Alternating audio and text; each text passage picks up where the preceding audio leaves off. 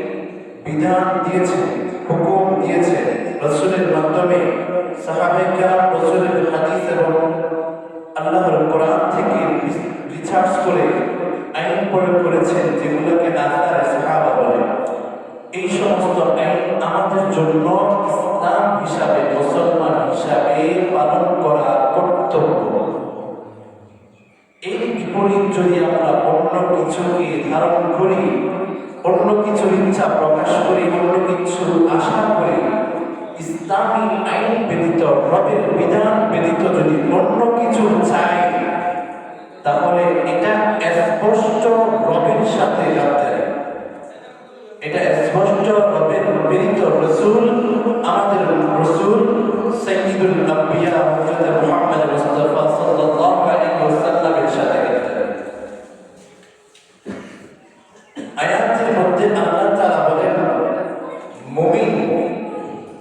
তোমরা জেনে রাখো, দুনিয়াতে তো মানুষের অভাব নেই, সবাই মুমিন নয়।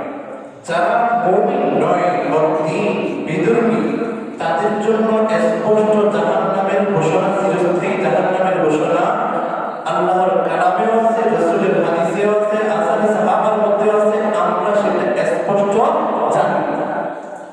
কোন বদ্দীনকে, কোন বিধর্মীকে আমরা বলবো সে জান্নাতে যাবে?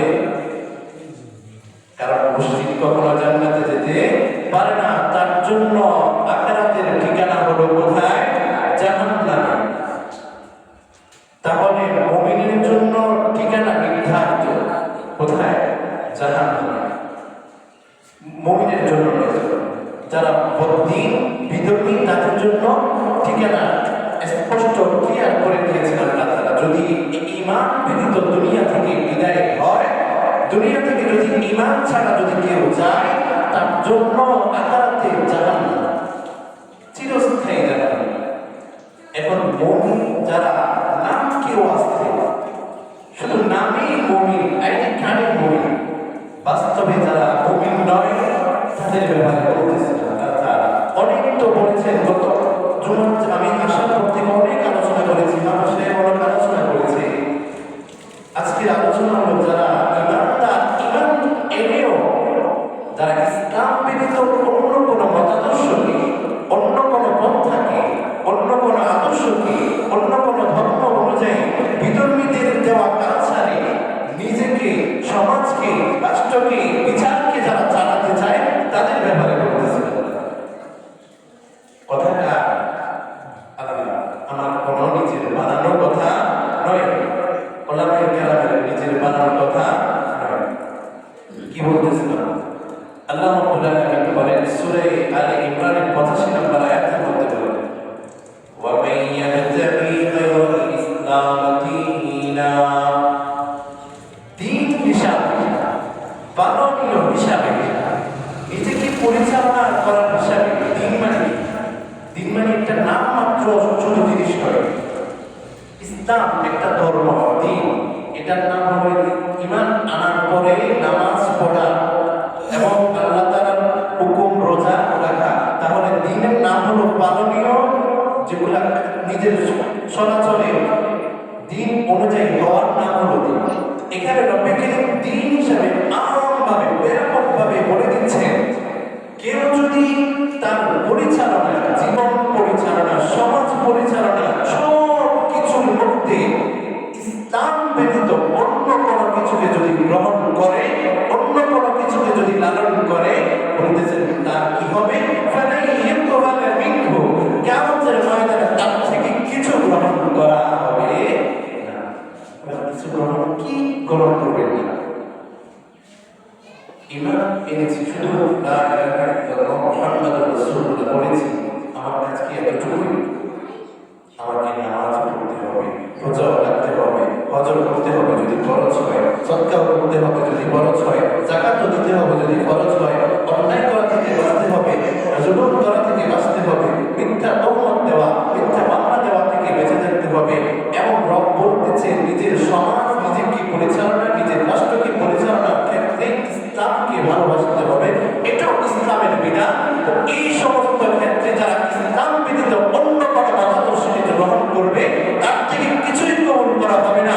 কি মুসলমান ইসলামিক রাষ্ট্রের ব্যবস্থা চায় না, ইসলামকে ইসলামের বিরোধিতা করতে চায়, ইসলামের বিরুদ্ধে অন্য কোনো মতাদর্শকে গ্রহণ করতে চায়, ইসলামের বিরুদ্ধে করে অন্য কোনো তন্ত্রমন্ত্রকে গ্রহণ করতে চায়, ওটার প্রতি ভালোবাসা, ইসলামিক আইন, কোরআনী শাসন, আল্লাহর বিধান, রাসূলের বিধানকে যারা অমান্য করে, অপছন্দ করে, তাদের থেকে কিছুই গ্রহণ করা হবে না কিয়ামতের ময়দানে।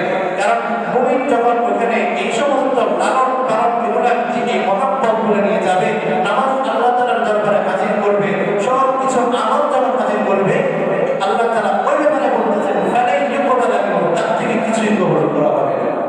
মুফাসসিরিন কিরাম এই আয়াতের ব্যাখ্যায় বিশ্লেষণ করতেছেন, তাফসীর লিখেছেন। নাম শুনেছেন অনেকে, আমার হুজুর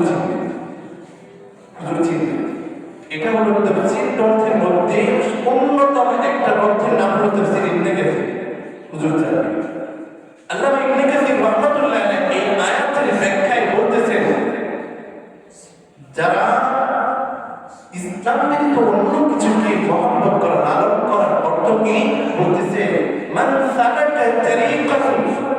মান সালাকা তরিকান সিওয়া মা শাআ আল্লাহু তাআলা ফালান ইউকবাল মিনহু। যে ব্যক্তি নিজেকে পরিচালনা করবে, নিজের পরিবারকে পরিচালনা করবে, নিজের দিনকে, নিজের কর্মকে পরিচালনা করবে, কর্ম সম্পাদনের ক্ষেত্রে, রাষ্ট্র পরিচালনার ক্ষেত্রে, সমাজ পরিচালনার ক্ষেত্রে কারো প্রতি অন্যায় করা থেকে বেঁচে না থেকে ইসলামের বিরুদ্ধে করবে, আল্লাহ তাআলা যেটা তাকে ফরজ করে দেওয়া হয় নাই, আল্লাহ তাআলা যেটা তাকে বলে নাই, শরীয়ত যেটা তার জন্য অনুমতি দেয় নাই, এর বিপরীতে যে পছন্দ করবে, কোন মতাদর্শকে গ্রহণ করবে, তার থেকে গ্রহণ করা হবে না। কি গ্রহণ করবে না? রাসূল করিম সাল্লাল্লাহু আলাইহি ওয়াসাল্লাম বলেন, কিয়ামতের ময়দানে আল্লাহ তাআলার দরবারে প্রত্যেক মুমিন তার কৃত কর্ম আমাল নেকামলগুলো নিয়ে হাজির হবে। তাদিউল আমাল ইয়াউমাল কিয়ামাহ। আবু হুরায়রা রাদিয়াল্লাহু তাআলা আনহু রাসূল করিম সাল্লাল্লাহু আলাইহি ওয়াসাল্লাম থেকে বর্ণনা করেন, রাসূল বলেন, আমার উম্মত তোমরা জেনে রাখো, প্রত্যেকটা মুমিন কিয়ামতের ময়দানে আল্লাহ তাআলার দরবারে আমাল নিয়ে হাজির হবে, নিজের নেক আমলগুলো নিয়ে আল্লাহ তাআলার দরবারে হাজির হবে। নিজের নেক আমলগুলো ঠিক আল্লাহ তাআলার দরবারে হাজির দিবে। প্রথমেই তাজিউস সালাত, প্রথমেই তার আমল থেকে নামাজ হাজির হয়ে আল্লাহ তাআলার দরবারে হাজির হয়ে বলবে, ইয়া রাব আস-সালাত, আমি হলাম নামাজ।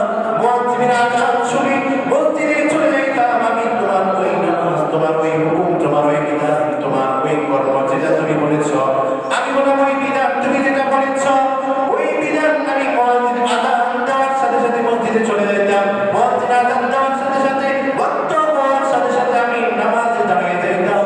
আমি বললাম তোমার ওই বিধান, রব বলবে ইন্নাকা আলা খাইর, হ্যাঁ বলো তুমি যাও থাকো।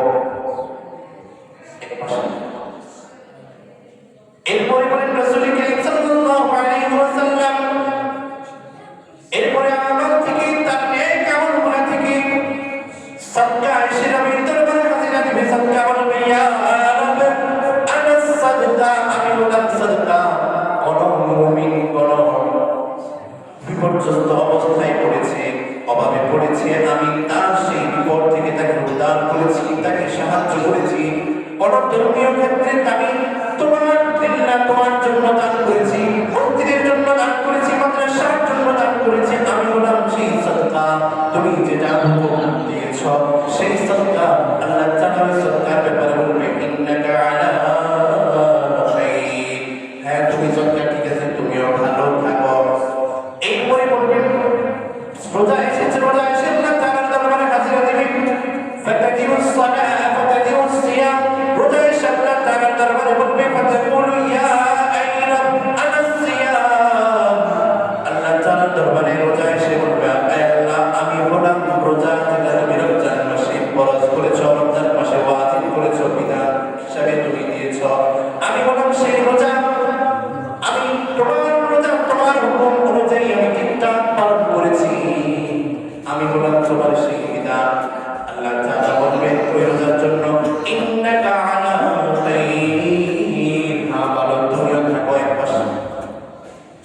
রাসূল করিম সাল্লাল্লাহু আলাইহি ওয়াসাল্লাম বলেন, এভাবে এক একটা আমল হাজির দিবেন, এভাবে এক একটা আমল মুমিনের এক একটা আমল আল্লাহ তাআলার দরবারে সে হাজির দিবে। আল্লাহ তাআলা প্রত্যেকটার জন্য বলেন, আল্লাহ তাআলা প্রত্যেকটা আমলের জন্য বলবেন ইন্নাকা আলা খাইর, হ্যাঁ বলো তোমরা ভালো, হ্যাঁ এক পাশে থাকো। মানুষ দুনিয়াতে অনেক নেক আমল করবে, কারো প্রতি অন্যায় হচ্ছে সেটা থেকে যদি তাকে বাঁচিয়ে দেওয়া হয় সেটাও একটা নেক আমল। কেউ যদি মাদ্রাসা মসজিদের জন্য দেওয়া হয় সেটাও একটা নেক আমল। হজ করলে সেটাও একটা নেক আমল, ওমরা করলে সেটা একটা নেক আমল, নাফিলা সাকায় নাফিলা এবং নফল নামাজ, এই সমস্ত নেক আমলগুলো আল্লাহ তাআলার দরবারে হাজির দিবেন। আল্লাহ তাআলার দরবারে সব আমলগুলো হাজির দিয়ে বলবেন, আল্লাহ আমরা অমুক আমল তোমার রাজামন্দির জন্য, তোমার সন্তুষ্টি অর্জনের জন্য আমরা দুনিয়ায় তোমারই গোলামি করেছি, তোমারই ফরমাবরদার হয়েছি, রব আমরা হলাম সেই আমল। আল্লাহ তাআলা বলেন প্রত্যেকটা আমলের জন্য বলবেন ইন্নাকা আলা খাইর, আর তোমরা ভালো এক পাশে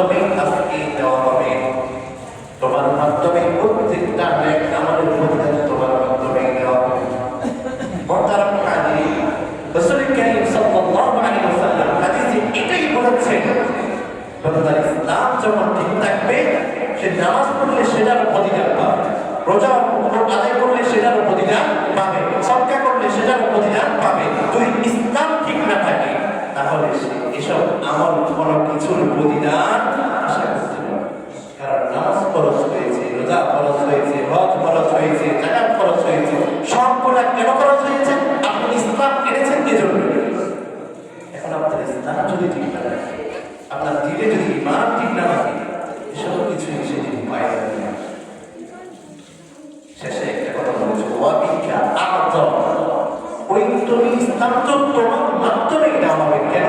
কিয়ামতের ময়দানে প্রত্যেকটা মুমিনের যখন এক এক করে হিসাব দেওয়া হবে, প্রত্যেকটা জাতি উম্মতে মুহাম্মাদের হিসাব দেওয়া হবে। এখান থেকে উম্মতে মুহাম্মাদের মধ্যে দুই ভাগ করে ফেলবে, যারা ঈমানদার, যারা বেঈমান।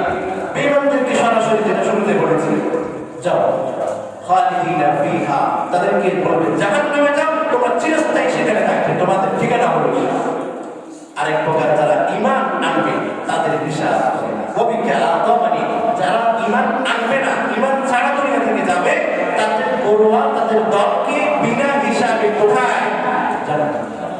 আর যারা ঈমান আনবে তাদেরকে নামাজ পড়লে নামাজের হিসাব, রোজা রাখলে রোজার হিসাব, সবগুলোর প্রতিদান দিবে। কখন? যদি দ্বীন ঠিক থাকে, যদি ইসলাম ঠিক থাকে, যদি ঈমান ঠিক থাকে। তাহলে ফালাই ইউকবালা মিনহু যে বলেছে, কি কবুল করবে না আল্লাহ তাআলা সেটা বলেছে। আমরা নামাজ পড়ি, রোজা রাখি, যাকাত দিই, সদকা করি, উমরা করতে চাই, হজ করতে চাই, কিন্তু দিলে প্রকৃত ইসলাম, খাঁটি ইসলাম আমার দিলে লালন করে না।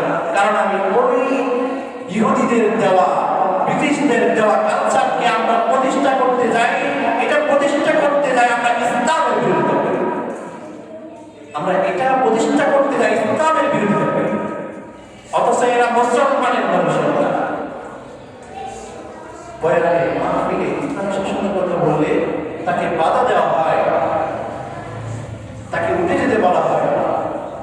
এটা কি ইসলাম? তার ভিতরে যে এগুলা ইসলামের এসব কিছু ধারণ করে না, এসব ইসলামের এই ক্ষেত্রে যারা ইসলামের বিরোধিতা করে তাদের ব্যাপারে বলতেছেন, তোমরা যারা প্রকৃত ইসলাম না, তোমাদের পরিচালনা, রাষ্ট্র, তোমাদের সমাজ, তোমাদের নিজেদের শরীর ব্যবস্থা, চলাচল, পরিবারকে পরিচালনা করতে গিয়ে তোমরা যারা ইসলামকে মানে না, ইসলামকে তোমরা মহব্বত করো না, ইসলাম প্রতিষ্ঠা হোক তোমরা যারা এটা চাও না, তোমার থেকে কিছু গ্রহণ করা হবে না। যদি তোমার থেকে কিছু গ্রহণ না করে, তাহলে তোমাকে জান্নাত কিসের মাধ্যমে তোমাকে জান্নাত দিবে? আখিরাতের সফলতা জান্নাত, আখিরাতের সফলতা জান্নাত ছাড়া অন্য কিছু চাই। জান্নাত ছাড়া অন্য কিছু আছে বলতে একটা জাহান্নাম। কেউ আছে জান্নাত ছাড়া জাহান্নাম চাই? সবাই তো জান্নাত চাই। তো তাহলে জান্নাত পেতে হলে নবী কারীম বলতেছেন, এটা বুঝে দিচ্ছেন যে ইসলাম ব্যতীত অন্য কিছু যদি তোমরা পালন করো, তাহলে তোমাদের থেকে কোনো নেক আমল গ্রহণ করা হবে না। যদি কোনো নেক আমল গ্রহণ করা না হয়, তোমার ঠিকানা ওইদিকে। কারণ তোমার কোনো নেক আমল নেই, ইমান ঠিক নেই, তোমার নেক আমল থেকে হবে। তাহলে মুহতারাম এটা তো স্পষ্ট হয়েছে, রব তো কোরআনের মধ্যে স্পষ্ট করে বলে দিয়েছে, ومن يبتغي غير الإسلام دينا فلن يقبل منه। যে ব্যক্তি, যে বান্দা, যে মুমিন ইসলাম এলো মুমিন হয়েও তারা ইসলাম ব্যতীত অন্য কোনো মতাদর্শকে গ্রহণ করে, অন্য কোনো মতাদর্শকে, অন্য কোনো পথকে, অন্য কোনো পদ্ধতিকে, অন্য কোনো নিয়মকে অবলম্বন করে, তাদের ব্যাপারে আল্লাহ তাআলা বলেন ফালাই ইউকবালা মিনহু, তাদের থেকে, তাদের নেক আমল থেকে কিছুই গ্রহণ করা হবে না, কিছুই গ্রহণ করা হবে না। এরপরে বলছে যে যদি কিছুই কবুল করা না হয়, তাহলে তাদের পরিণতি কি হবে? ফাহুয়া ফিল আখিরাতি মিনাল খাসিরিন। আল্লাহ তাআলা স্পষ্ট করে দিচ্ছেন, এই মুমিন তোমরা কান করে শুনে রাখো, যাদের থেকে কিয়ামতের ময়দানে নামাজ গ্রহণ করা হবে না, রোজা গ্রহণ করা হবে না, সদকা গ্রহণ করা হবে না, হজ গ্রহণ করা হবে না, এক কথায় তাদের ঠিক কোনো নেক আমল গ্রহণ করা হবে না, তাদের পরিণত হবে তারা আখিরাতের মধ্যে বিচারের দিনে যখন তারা উঠবে, ফাহুয়া ফিল আখিরাতি মিনাল খাসিরিন, তারা ক্ষতিগ্রস্তদের মধ্যে অন্তর্ভুক্ত হবে। আখিরাতের মধ্যে তারা ক্ষতিগ্রস্তদের মধ্যে অন্তর্ভুক্ত হবে। আখিরাতের মধ্যে তারা কোনো সফলতা অর্জন করতে পারবে না। আখিরাতের মধ্যে সফলতার মাপ কাঠিয়ে যেটা জান্নাত, তারা সেটা পাবে না। জান্নাতের বিপরীতে একটাই ঠিকানা, সেটা হলো জাহান্নাম। জান্নাতের বিপরীত একটাই ঠিকানা। কারণ দল হবে দুইটা, টিকানো দুই ধরনের, দুই দল। আগে আলোচনা করেছি, আপনাদের মনে নেই? ফারিকুন ফিল জান্নাহ ওয়া ফারিকুন ফিস সাঈর। একদল যাবে কোথায়? জান্নাতে, আরেকদল জাহান্নামে। তো জান্নাতীদের, জান্নাতি কারা হবে? ইন্নাল আবরার লাফি নাঈম। মনে নেই আপনাদের আলোচনা ছিল? ইন্নাল আবরার লাফি নাঈম, যারা নেককার, আল্লাহ তাআলার সমস্ত বিধানের প্রতি যারা মহব্বত রাখে, আল্লাহ তাআলার বিধানের প্রতি যারা সক্রিয়, যারা আল্লাহ তাআলার বিধান পালনে, বিধান আদায়ে যারা সক্রিয়, যারা আদর করে, ইসলামকে যারা ভালোবাসে, ইসলামকে যারা লালন করে, ইসলামকে যারা মহব্বত করে, ইসলামকে যারা প্রকৃতভাবে মানে, তাদের যারা হলো আবরার দলের অন্তর্ভুক্ত, আর আবরার হবে জান্নাত। যদি এই সমস্ত কিছু না করে, দল যারা ক্ষতিগ্রস্ত বলতেছেন, ফাহুয়া ফিল আখিরাতি মিনাল খাসিরিন, যারা ক্ষতিগ্রস্তদের মধ্যে হবে তারা হবে ইন্নাল ফুজ্জারা লাফি জাহিম, তারা হবে ফুজ্জার দলের অন্তর্ভুক্ত। আর ফুজ্জার দলের ঠিকানা হবে কোথায়? জাহান্নাম। এবার নিজেদের ডিসিশন, নিজেদের আমালগুলো, নামাজ, রোজা, হজ, যাকাত, সদকা, যা নেক আমল আছে, এই সব নেক আমলের মাধ্যমে আল্লাহ তাআলা দরবারে উপস্থিত করে এগুলার গ্যারান্টি নিয়ে নিজের জান্নাতকে নিশ্চিত করতে হলে আপনাকে প্রত্যেকটা বিধান, প্রত্যেকটা ক্ষেত্রে ইসলামকে লালন করতে হবে।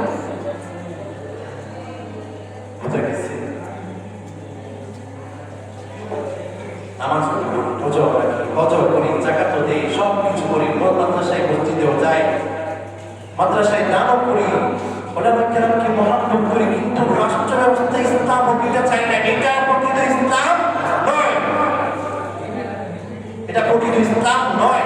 আর যারা এই রাষ্ট্র ব্যবস্থা ইসলাম ব্যতীত কোনো কিছুকে লালন করে, দিলে তারা আশা রাখে, তাদের ব্যাপারে আল্লাহ তাআলা বলতেছেন, ওয়া মান ইয়াবতাগি গায়রাল ইসলাম দীনান ফালান ইউকবালা মিনহু ফাহুয়া ফিল আখিরাতি মিনাল খাসিরিন। তারা ক্ষতিগ্রস্ত হবে যারা এমন করে। এটা কার কথা? কার কথা এটা?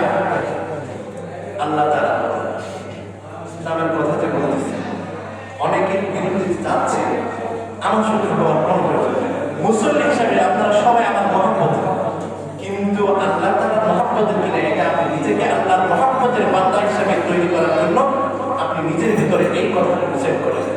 আমি স্যার আল্লাহর কথা বলতেছি, ইন্নাল মাসাজিদা লিল্লাহ, মসজিদ আল্লাহ, মসজিদ আল্লাহর ঘর, আল্লাহর ঘরে এসেছেন, আল্লাহর কথা শুনতে তো আপনাদের কোনো আপত্তি নাই। আল্লাহর কথা বলতেছি, কোরআনের কালাম বলতেছি, রাসূলের হাদিস বলতেছি, মসজিদ আল্লাহ, আল্লাহর কথা বলতেছি, এর দ্বারা আমাকে কেউ শত্রু হবে, আমাকে কেউ শত্রু হবে না। যদি শত্রুতা আপনাদের তৈরি করতে হয়, আল্লাহর সাথে করেন, কারণ এটা আল্লাহ তাআলার কথা, মিম্বারের হক হিসাবে এটা আমাকে আপনাদের সামনে বলতেই হবে। কারণ যদি না বলি, ওই কিয়ামতের ময়দানে এসে আমাকেও নিয়ে যাবে, উনি খতিব সাহেব ছিল, উনি আমাকে কিছু বলে নাই, নিতে হলে আমি যদি যাই ক্ষতিগ্রস্তদের মধ্যে, যদি আমি বলতে হয়, ওনাকে নিয়ে চলে, ওনাকে রেখেছি বলার জন্য, ওনাকে রেখেছি দিনের জন্য, ওনাকে রেখেছি ইসলামের কথা বলার জন্য, উনি এসব বলে নাই, ওনাকে এসব নিয়ে চলে।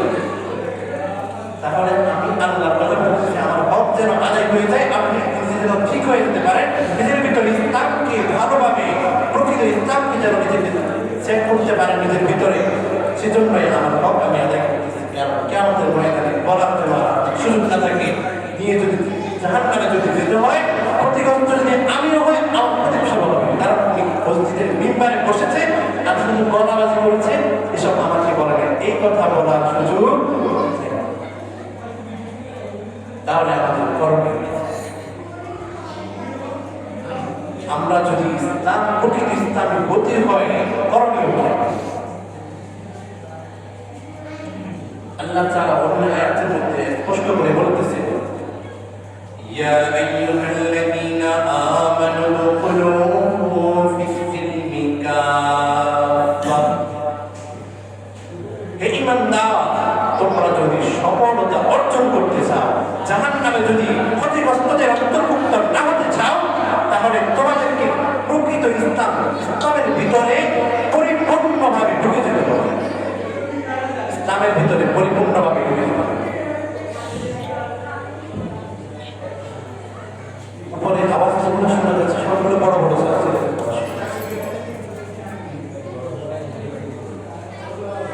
উপরে যারা আছো তোমরা আওয়াজ ছাড়া দুষ্টামি করো, সমস্যা নেই, আওয়াজ ছাড়া দুষ্টামি করো।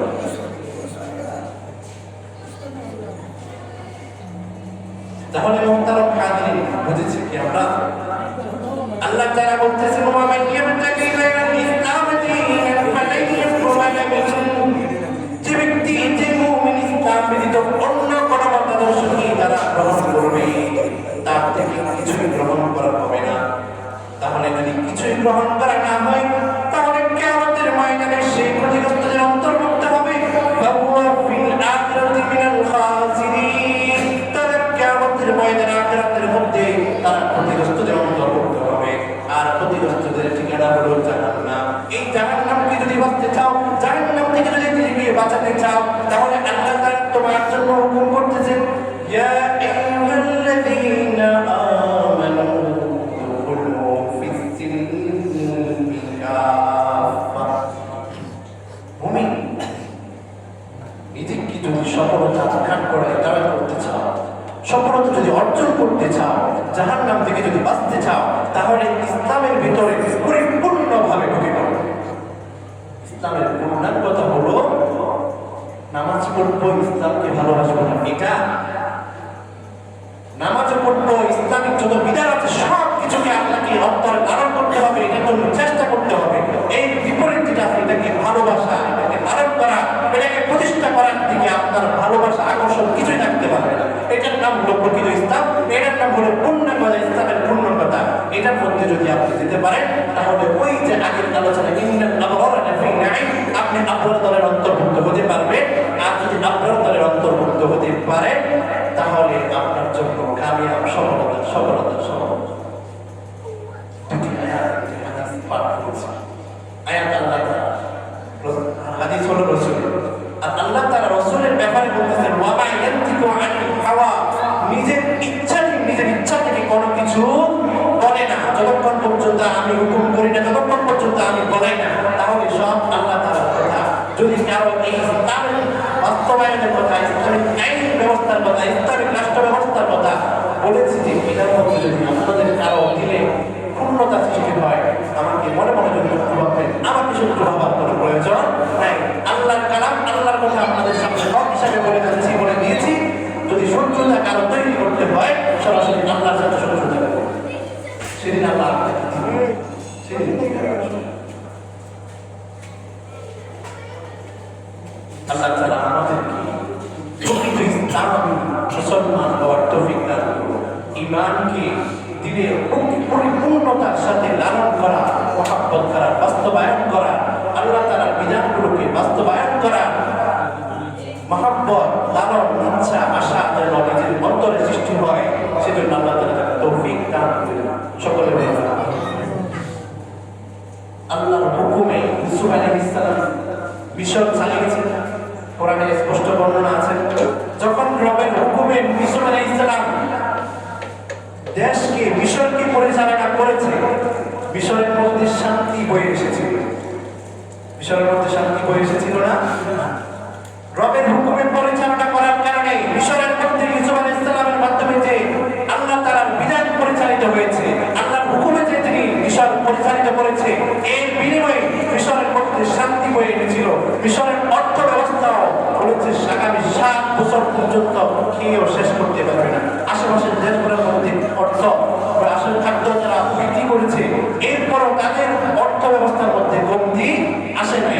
তাহলে রবের হুকুম অনুযায়ী, রবের বিধান অনুযায়ী যদি নিজের দেশকে, নিজের রাষ্ট্রকে, নিজের সমাজকে যদি আমরা পরিচালনা করতে চাই, করতে পারি, তাহলে শান্তি আমাদের মাঝেও হয়ে আসবে, শান্তি আমাদের মাঝেও নেমে আসবে। তাহলে মুসলমানের ঘরের সন্তান হয়ে ওই বাউলদের মতো তারা তাকে গালি দিতে পারবে, যে সৃষ্টি করেছে তাকে গালি দিতে পারবে না। আজকে তারা সুযোগ পেয়েছে কি জন্য? আমার আপনার মতো কমিশনের কারণে তারা আমরা মুসলমানের ঘরের সন্তান হয়েও ইসলামকে তারা ইসলামের বিরোধিতা করে, তারা ইসলামকে লালন করি না, ইসলামকে তারা বাস্তবায়ন করতে চায় না, ইসলামিক শাসন, ইসলামিক আইন, আল্লাহ তাআলার হুকুমকে তারা মানতে চায় না। তাদের কারণে তারা আল্লাহকে গালি দেওয়ার সাহস পেয়েছে। আল্লাহ আল্লাহ